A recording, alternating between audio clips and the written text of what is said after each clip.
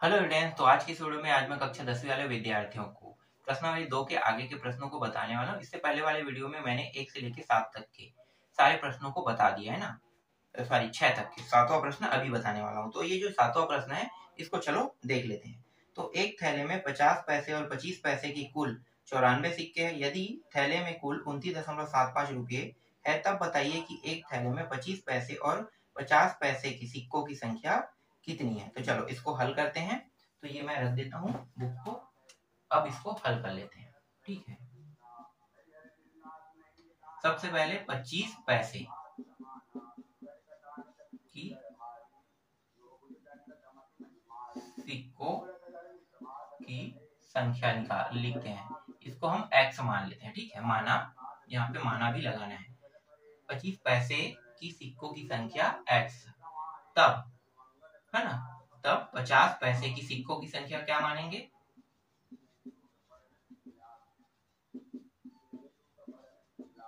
संख्या y। ठीक है, हर प्रश्न में ऐसे ही करते हैं, एक को हम x मानते हैं और दूसरा को हम y मानते हैं। ठीक है, अब प्रश्नानुसार चलते हैं।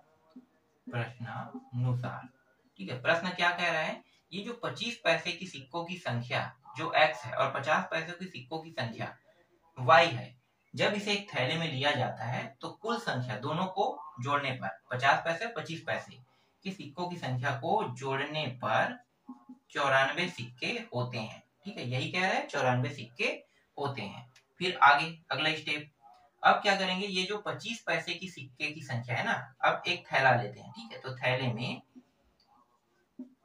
ठीक है, थैले में 25 पैसे वाले x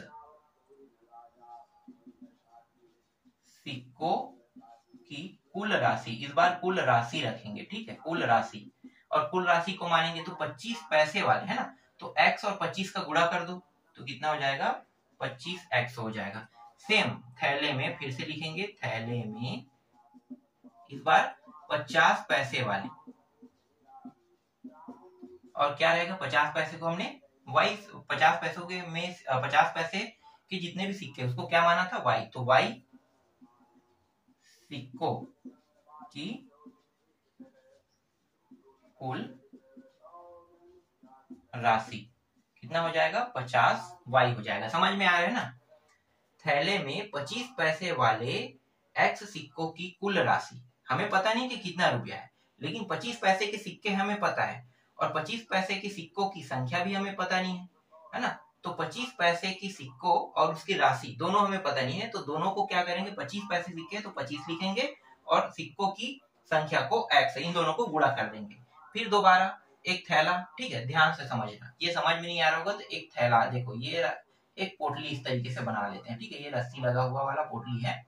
इस पोटली में 25 पैसे और 50 पैसे के सिक्के हैं। ठीक है, 25 पैसे और 50 पैसे कितने सिक्के हमें तो पता नहीं है, तो हमने इसे क्या माना है, x माना है।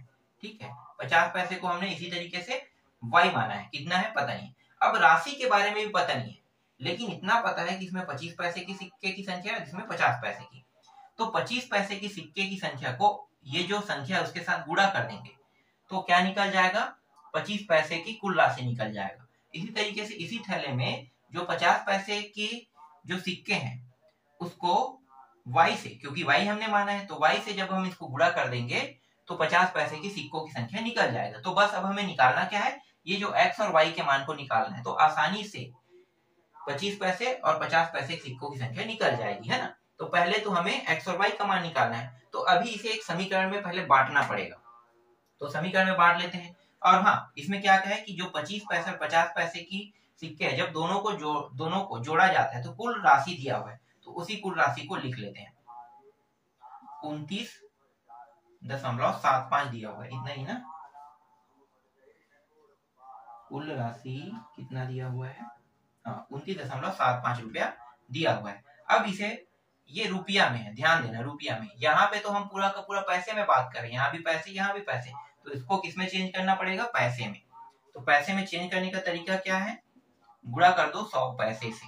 ठीक है, 100 पैसे मतलब 1 रुपया, तो 1 रुपया को पैसे में बांटेंगे तो 100 पैसा होगा, तो 29.75 को भी पैसे में बना रहे हैं, तो ये हो जाएगा 29.75 पैसे। ठीक है, अब क्या करेंगे, इन दोनों को जोड़ देंगे। तो प्रश्नानुसार 25x प्लस 50y बराबर 2975 प्राप्त हुआ। ये आपका पहला समीकरण, ये आपका दूसरा समीकरण। अब इसे हल करने के कई विधि है, एक तो विलोपन विधि, एक तो प्रतिस्थापन विधि। यहाँ पे मैं इस प्रश्न को प्रतिस्थापन विधि से हल कर रहा हूँ, तो मैं यहाँ पे बता देता हूँ कि कौन सा विधि है। स्थापन विधि से, ठीक है, आपको बताना पड़ेगा कि आप कौन सी विधि से हल कर रहे हो, प्रतिस्थापन की विलोपन।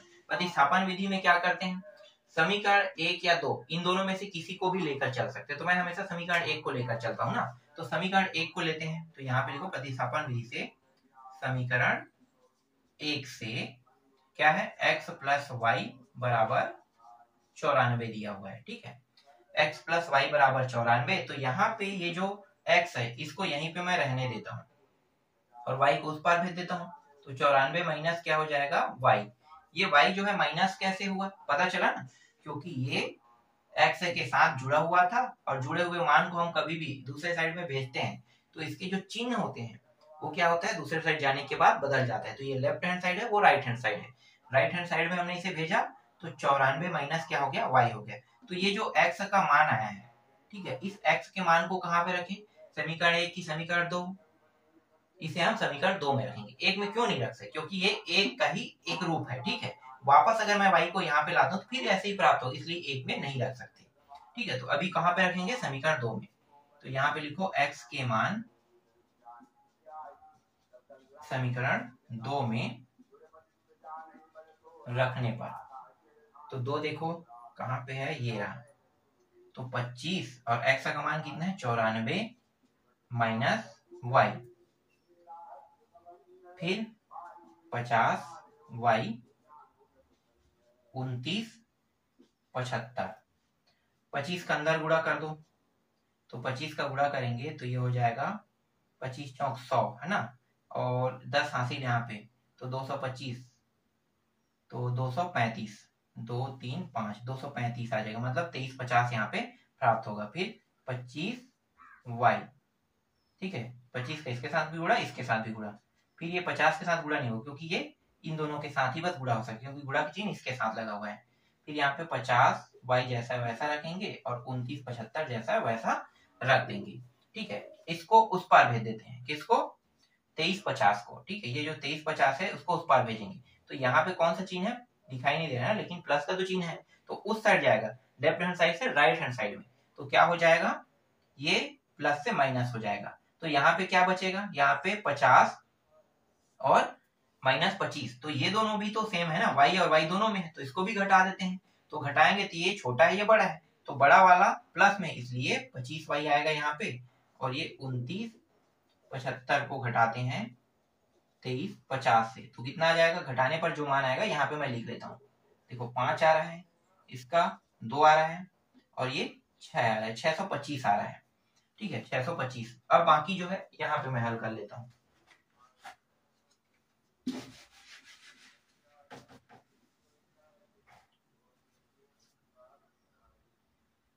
पच्चीस वाई बराबर 625, तो y को यहीं पे रहने देते हैं। अब देखो इस बार y के साथ 25 जो है वो गुणा के रूप में, गुणा के रूप में, ना जोड़ना ना घटाना, किसके रूप में, गुणा के रूप में। तो y को अगर मैं अकेला करूंगा तो गुणा के रूप में, तो ये जो 625 है इसको 25 क्या करेगा, भाग करेगा ना। आपको पता है ना नियम क्या है, देखो ये जोड़ना या घटाने में था, देखना ध्यान से, यहाँ पे क्या है, ये जोड़ना या घटाने में होता है, तब ये उस साइड जाके चिन्ह में बदलाव होता है। लेकिन यहाँ पे इसी के साथ मान लो ये 25 जो है गुणा में, जैसे y का मान मुझे निकालना है और ये गुणा में, तो क्या करेगा, इसको भाग करेगा, ठीक है। कई लोग यहीं पे कंफ्यूज हो जाते हैं, तो याद रखना ये दोनों अलग अलग है, यहाँ पे गुणा में आता है और यहाँ पे डायरेक्ट पक्षांतर होता है। तो y का मान कितना आ जाएगा, इसको भाग कर दो, तो 25 का पारा पढ़ते हैं, 25 दूनी 50, ठीक है, 12 बच रहा है और फिर 5, 25 पंचे, तो y का मान कितना आ गया, y का मान 25 हमें प्राप्त हो गया। अब इस y के मान को किन्हीं भी, मतलब किसी भी समीकरण में रख दो, चाहे 1 चाहे 2, उत्तर आ जाएगा। तो मैं यहाँ पे समीकरण 1 में रखूंगा, समीकरण 1 में y का मान रखने पर, ठीक है, रखने पर, तो समीकरण 1 क्या है, x प्लस y के जगह पे 25, तो 25 बराबर 94, तो x बराबर इस 25 को उस पर ले जाते हैं, तो देखो ये क्या है, कौन सा चिन्ह है यहाँ पे, प्लस का, तो प्लस का दूसरा जाके क्या हो जाएगा, माइनस हो जाएगा। तो x बराबर कितना आ जाएगा, घटाएंगे तो ये हो जाएगा 9 और ये 8 2 6, ठीक है 69 हो जाएगा। तो x का मान कितना प्राप्त हुआ, 69, और इसका मान कितना प्राप्त हुआ, 25, ठीक है। और प्रश्न में क्या निकालना था, 25 पैसे के सिक्कों की संख्या और 50 पैसे को सिक्कों की संख्या निकालना था। तो यहाँ पे आपको पता चल गया, अतः 25 पैसे की सिक्कों की संख्या 69 और 50 पैसों की सिक्कों की संख्या 25 है। यही क्या है, आपके प्रश्न का उत्तर है, ठीक है। तो इस तरीके से मैंने आप लोगों को 7वां प्रश्न पूरा समझा दिया। आशा करता हूँ मैं जो आपको समझा रहा हूँ वो समझ में आ रहा होगा, ठीक है। चलो अब अगला देख लेते हैं।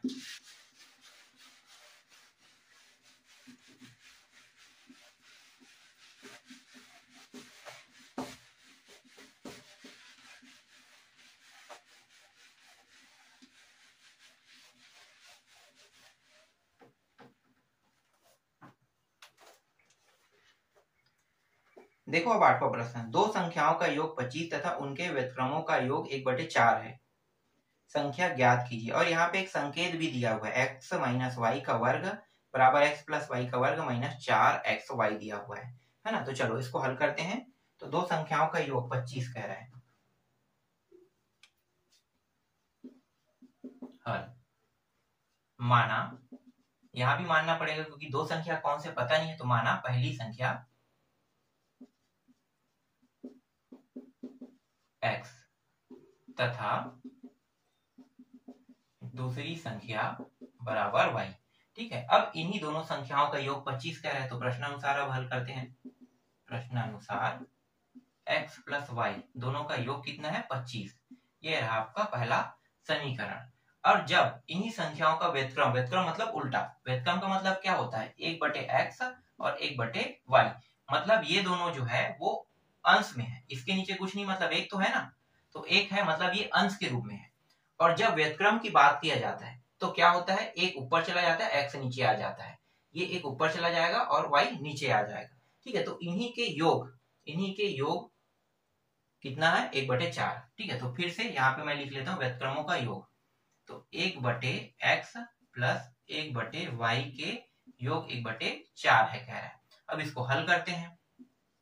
तो देखो जब तक के हर बराबर नहीं होगा तब तक ये ना जुड़ सकता है ना घट सकता है। तो क्या करेंगे, ये जो y इसका ऊपर नीचे गुड़ा और इस x का यहाँ पे ऊपर नीचे गुड़ा, तो ये y ऊपर में गुड़ा होकर y, इस x को ऊपर में गुड़ा करेंगे तो ये x, फिर इन दोनों का साथ में गुड़ा तो ये x और y, फिर 1/4। आगे जब इसे हल करेंगे तो 4 जो है देखो नीचे में है, तो ये इन दोनों को गुणा करेगा, तो 4y प्लस एक्स, और ये जो एक है और इन दोनों का गुणा तो x y हो जाएगा, ठीक है। अब आगे इसको हल करते हैं। तो देखो x y का मान हमारे पास है कितना, 25, तो जहां पे 4 दिया है वहां पे 25 लिख देते हैं, क्योंकि x और y का मान हमारे पास समीकरण 1 में दिया हुआ है ना, तो y के मान को हम यहाँ x प्लस y के मान को यहाँ पे रख दिया, ठीक है। तो ये हो गया 4 × 25 और फिर ये x y। आगे जब इसे हल करेंगे तो 25 चौक कितना हो जाएगा, 100, और ये x y, तो x y का मान कितना प्राप्त हुआ, 100 हमें प्राप्त हुआ। लेकिन दूसरा समीकरण अभी तक प्राप्त नहीं हुआ है, तो अब क्या करेंगे, संकेत का उपयोग करेंगे। तो यहाँ पे हमें लिखना पड़ेगा हम जानते हैं, जो संकेत है उसको उतार देते हैं, x प्लस वाई इसका वर्ग माइनस 4x y, यही था, ठीक है। तो अब ये जो संकेत आपको दिखाई दे रहा है यहाँ पे क्या करेंगे, मानों को रखेंगे, ठीक है। अब इसे समीकरण 2 नाम दे दो, तो फिर आसानी से ये हल हो जाएगा। तो समीकरण 2 में लिखो, यहाँ पे समीकरण 2 में x प्लस वाई तथा एक्स वाई के मान रखने पर, ठीक है। जानबूझ के यहाँ पे हमने इसे समीकरण 2 माना है। अगर समीकरण 2 नहीं मानेंगे तो फिर x और y के मान को कैसे रखेंगे, तो x प्लस वाई और एक्स वाई दोनों के मान को यहाँ पे रख रहे हैं, ठीक है। तो समीकरण 2 में रखते हैं। तो अब बाकी जो हल है ये दूसरे साइड में कर लेते हैं। तो ये जो है जैसा है वैसा रहेगा, x माइनस वाई का वर्ग जैसा है वैसा रहेगा, लेकिन ये जो x प्लस वाई इसका मान कितना है, 25, तो यहाँ पे 25 और इसका वर्ग कर लो, ठीक है। इस पूरे का मान x y का मान कितना है, 25, और यहाँ पे वर्ग 25 का वर्ग हो जाएगा, फिर माइनस, फिर 4 फिर एक्स वाई कितना है, एक्स वाई का मान 100, ठीक है। तो यहाँ पे हमने 100 भी रख दिया, ठीक है। अब बस हल करते जाना है। तो ये x माइनस वाई का वर्ग, इसे जैसा वैसा रखेंगे। फिर ये 25 का वर्ग मतलब 625, फिर 4 चौक 4 मतलब 100 को 4 बार गुणा करना है तो 400 हो जाएगा। इन दोनों को घटाएंगे कितना आ जाएगा, 225 आ जाएगा। और x माइनस वाई का वर्ग जैसा वैसा रहने देते हैं, x माइनस वाई जैसा वैसा रहने देते हैं। ये जो 225 होता है ये 15 का वर्ग होता है, तो इसे मैं 15 के वर्ग के रूप में इस तरीके से लिख लेता हूँ, ठीक है। 15 का वर्ग होता है, 15 गुणित 15 करोगे ना, 15 गुणित 15, तो इसको कैसे लिख सकते हैं, 15 का वर्ग लिख सकते हैं, क्योंकि दो बार, एक बार इसमें घात है, तो घात क्या होते हैं, जुड़ जाते हैं, तो 15 का वर्ग। तो यहाँ पे 15 का वर्ग मैंने लिख दिया। अब देखो यहाँ भी वर्ग है, यहाँ भी वर्ग है, दोनों से वर्ग क्या होगा, कट जाएगा। तो x माइनस वाई बराबर 15, ये रहा आपका दूसरा समीकरण। अब दो समीकरण आसानी से हमें मिल गया ना। अब क्या कर सकते हैं, अब इसे चाहे प्रतिस्थापन चाहे विलोपन किसी विधि में हल कर लो, उत्तर आपका आ जाएगा। तो यहाँ पे मैं इसे विलोपन विधि में हल कर रहा हूँ। इस बार विलोपन विधि से क्या करेंगे, देखो समीकरण 1 को ध्यान से देखना है, समीकरण 2 को ध्यान से देखना है, और दोनों को ध्यान से देखने पर क्या चीज ध्यान से देखना है, पहले पद को, यहाँ पे x और यहाँ पे x, देखो दोनों क्या है, सेम टू सेम है। x अकेला है, x अकेला है, एक का गुणा इसके साथ है, एक का गुणा इसके साथ है, ठीक है। तो क्या करूंगा, और दोनों प्लस में है, तो दोनों प्लस में है, तो एक का माइनस में होना बहुत ज्यादा जरूरी है ना। तो क्या करेंगे, घटा देंगे। तो यहाँ पे लिखेंगे समीकरण 1 में 2 को घटाने पर तो x प्लस वाई बराबर 25, x माइनस वाई बराबर 15। घटाएंगे क्या होगा, चिन्ह बदल जाएगा, यहाँ पे कौन सा चिन्ह है, प्लस, तो माइनस, ये माइनस है तो प्लस हो जाएगा, ये भी प्लस है तो क्या हो जाएगा, माइनस। ये दोनों प्लस माइनस होने के कारण कट गया। घटाते क्यों है, क्योंकि पहले वाले मान को अगर बराबर कर रहे हैं तो उसको हमें जीरो करना होता है, तो ये जीरो हो गया, इसलिए घटा दिए। जोड़ते तो ये और बढ़ जाता, इसलिए घटाते हैं। फिर दोनों प्लस है तो जोड़ दो, तो 2y हो जाएगा ये। फिर एक प्लस एक माइनस, तो घटा दोगे तो कितना आएगा, 10।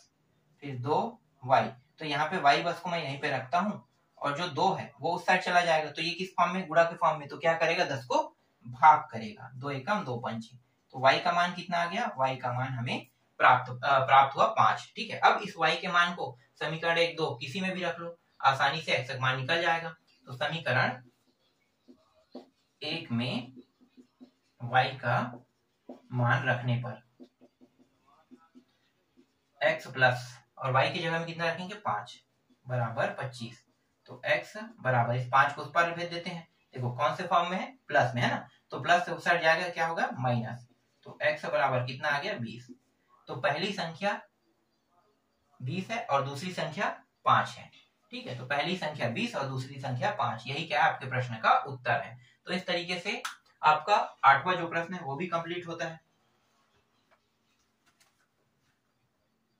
चलो अब 9वां प्रश्न देखते हैं।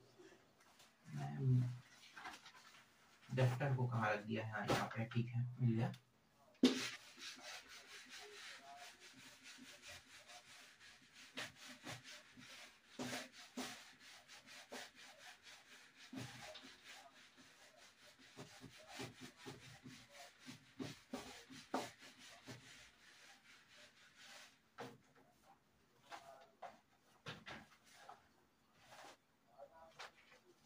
देखो अब 9वां प्रश्न, दो संख्याओं का अंतर 14 तथा उनके वर्गों का अंतर 448, संख्या ज्ञात कीजिए। संख्या ज्ञात करना है, और यहाँ भी एक संकेत जो है वो दिया हुआ है, ठीक है। तो चलो इसको भी बना के देख लेते हैं। दो संख्याओं का अंतर कह रहे हैं, पहले दो संख्याओं को मानना पड़ेगा, तो यहाँ पे लिख लेते हैं, माना पहली संख्या x और दूसरी संख्या, यहाँ पे थोड़ा शॉर्टकट में लिख रहा हूँ, y, ठीक है। पहली संख्या x, दूसरी संख्या y, और इन दोनों संख्याओं का अंतर 14 कह रहा है। तो प्रश्नानुसार चलते हैं। प्रश्नानुसार दोनों संख्याओं का अंतर, अंतर मतलब घटाना, ठीक है, एक में दूसरे को घटाना है, तो x में y को घटा दो तो अंतर निकल जाएगा, कितने का अंतर, 14। तो पहली संख्या और दूसरी संख्या, तो पहली संख्या से दूसरी संख्या का अंतर कितना आ रहा है, 14 का अंतर आ रहा है, ठीक है, जैसे कि प्रश्न में कहा गया। अब क्या कर रहा है, ये पहली संख्या और दूसरी संख्या दोनों का वर्ग करना है, दोनों का वर्ग, तो वर्ग करेंगे तो ये x का वर्ग और ये y का वर्ग हो जाएगा। फिर इन दोनों को क्या करने के लिए कहा है, वर्गों का अंतर, मतलब यहाँ पे वर्गों का भी अंतर निकालना है, तो दोनों का अंतर कर देते हैं। तो x का वर्ग माइनस y का वर्ग बराबर 448 होगा, क्या है, ठीक है, कितना होगा 448, ठीक है 448, ठीक है, तो यहाँ पे 448 हो गया। अब आगे क्या करने वाले हैं, आगे अगर हम इसको लिखना चाहते हैं तो हम इसको दो तरीकों से लिख सकते हैं, ठीक है, लेकिन यहाँ पे ऐसा कुछ नहीं करेंगे, हम लोग डायरेक्ट संकेत का उपयोग करेंगे। यहाँ पे संकेत क्या कह रहे हैं, देखो संकेत, तो संकेत जो दिया उसका यूज कर लेते हैं। तो यहाँ पे लिखेंगे हम जानते हैं, ठीक है, संकेत दिया है, संकेत है x का वर्ग माइनस y का वर्ग बराबर x प्लस y और x माइनस y, जैसा कि प्रश्न में दिया है ना, वही संकेत हम लोग यूज कर रहे हैं। तो संकेत का यूज करना भी बहुत जरूरी है, अगर दिया है तो करना ही पड़ेगा। तो यहाँ पे x का वर्ग माइनस y का वर्ग का मान कितना है, 448, ठीक है, यहाँ पे रख देते हैं। फिर x minus y, x plus y का तो कोई मान नहीं है, लेकिन इसका तो मान दिया है ना, कितना है 14, तो गुणा 14 कर दो, 4 4 8। देखो ये जो है 14 जो है x प्लस वाई के साथ किस फॉर्म में, गुणा के फॉर्म में, तो गुणा के फॉर्म में है, तो गुणा वाला मान अगर इस साइड में आता है दूसरे साइड में तो क्या होता है, भाग करता है, ये पता है ना, तो भाग करेगा, तो इसे भाग कर देते हैं, फिर यहाँ पे x प्लस वाई बचेगा। अब पहाड़ा पढ़ते हैं, 14 एकम 14, 14 दूनी 28, 14 तिया 42, तो 42, तो यहाँ पे 3 आ गया, 2 और 8, 14 दूनी 28, तो 32 यहाँ पे x प्लस वाई का मान प्राप्त हो रहा है। ये रहा आपका दूसरा समीकरण, ठीक है, दूसरा समीकरण। इसे जमा के लिखना चाहो तो जमा के लिख सकते हो। देखो एक दूसरे को अल्टी पल्टी करेंगे तो कुछ भी बदलाव नहीं होगा ना, बस लेफ्ट को राइट, राइट में लेफ्ट को ला लेते हैं, ये इस तरीके से इसे बस जमाए हैं, ठीक है, जमा के लिख दिया, ठीक। अब देखो पहला समीकरण, दूसरा समीकरण, पहला समीकरण में x अकेला है, यहाँ भी x है, इसका मतलब क्या है, बहुत ही आसानी से विलोपन विधि से हल हो सकता है, तो हल कर लेते हैं। तो यहाँ पे मैं लिख लेता हूँ विलोपन विधि से, देखो जिस विधि से हल करना चाहो हल कर सकते हो, आपको लगता है प्रतिस्थापन सरल, प्रतिस्थापन में भी हल कर सकते हो, यहाँ पे कहा नहीं गया है कि आपको किस विधि से हल करना है ना, तो इसलिए अपने हिसाब से विधि ले सकते हो। तो विलोपन विधि से हल करते हैं, तो विलोपन विधि में क्या करते हैं, समीकरण 1 में समीकरण 2 को क्या करेंगे, घटाएंगे, यहाँ पे मैं लिख नहीं रहा हूँ, सीधा हल कर रहा हूँ। तो x माइनस वाई बराबर 14, x प्लस वाई बराबर 32, घटा देते हैं, तो यहाँ पे कौन सा चिन्ह था, प्लस है ना, तो प्लस से ये नीचे माइनस, यहाँ भी प्लस माइनस, और यहाँ भी प्लस था तो ये भी माइनस, ये दोनों कट के 0 प्राप्त हो गया, ये दोनों माइनस में प्राप्त होगा 2y, क्योंकि ये भी माइनस, ये भी माइनस है, तो माइनस 2y। फिर देखो यहाँ पे माइनस वाला बड़ा है, माइनस वाला बड़ा है तो माइनस के चिन्ह के साथ देंगे, तो 32 में 14 को घटा देंगे तो कितना प्राप्त होगा, 14 दूनी 28 और 4 18 है ना, 18 यहाँ पे देखते थे, ये हो गया 12, तो यहाँ पे 8, ठीक है, 8 4 12, ठीक, और ये हो गया 1, तो 1 यहाँ पे 18।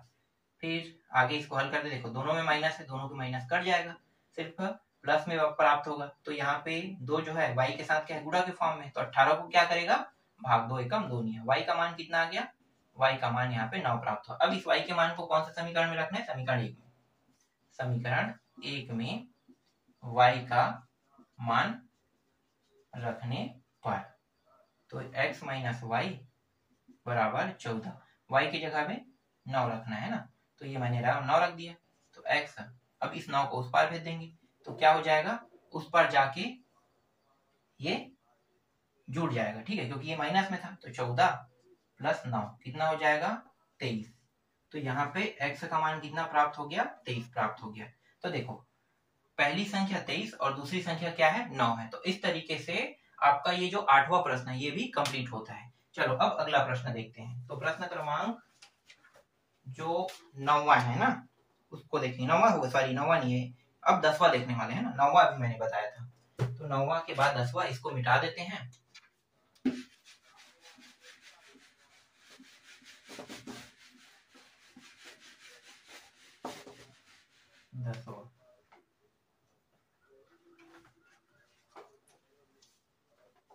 देखो 10वां प्रश्न, दो संख्याओं का गुणनफल 45 तथा उनके योग 14 है, संख्या ज्ञात कीजिए, संख्या इसमें ज्ञात करना है, तो दो संख्या कह रहा है, तो सेम टू सेम पहली संख्या और दूसरी संख्या तो मानना पड़ेगा, तो पहली संख्या x, दूसरी संख्या y, और दोनों संख्याओं का गुणनफल कह रहे हैं, तो दोनों का गुणा करेंगे, पहले गुणा कर देते हैं, तो दोनों संख्याओं का गुणा प्रश्न अनुसार,